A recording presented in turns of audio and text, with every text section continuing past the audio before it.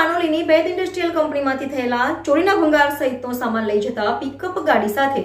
6 ઈસમોને ઝડપી પાડી ₹1.38 લાખનો મુદ્દામાલ કબજે કર્યો હતો। અંકલેશ્વરની પાનોલી જીઆઈડીસીમાં આવેલ બેદ ઇન્ડસ્ટ્રીયલ કંપનીમાં ગત તારીખ 5મી માર્ચના રોજ સાંજના સમયે અજાણ્યા ઈસમો પ્રવેશ કરી કંપનીમાં અંદર રહેલ લોખંડની MS મિક્સ જૂના ભંગારના રોલ નંગ 43 પાઇપો નંગ 39 તેમજ 3450 કિલો ભંગાર મળી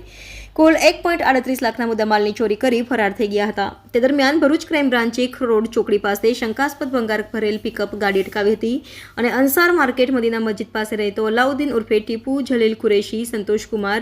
જગપ્રસાદ શેખ, શકીલ ખાન, મુબારક અલી, ઝુલ્ફિકાર અલી ખાન તેમજ રંજીત કુમાર, અમરનાથ ભારતી, સુરેશ મંગલ ભારતીને પકડી તમામની ભંગાર અંગે પૂછપરછ કરતા અલાઉદ્દીન ઉર્ફે ટીપુ જલીલ કુરેશીએ પોતે વેપાર કરતો હોવાથી તે ફરતા ફરતા પાનોલી તરફ જતા ખરોડ ચોકડી પાસે બેદ ઇન્ડસ્ટ્રીયલ કંપની બંધ હાલતમાં હતી, જે કંપનીમાં ચોરી કરવાનું નક્કી કરી પોતાના સાથીઓ સાથે મળી ચોરીની ઘટનાને અંજામ આપ્યો હોવાની કબૂલાત કરી હતી। પોલીસે તમામ આરોપીઓની ધરપકડ કરી આગળની વધુ તપાસ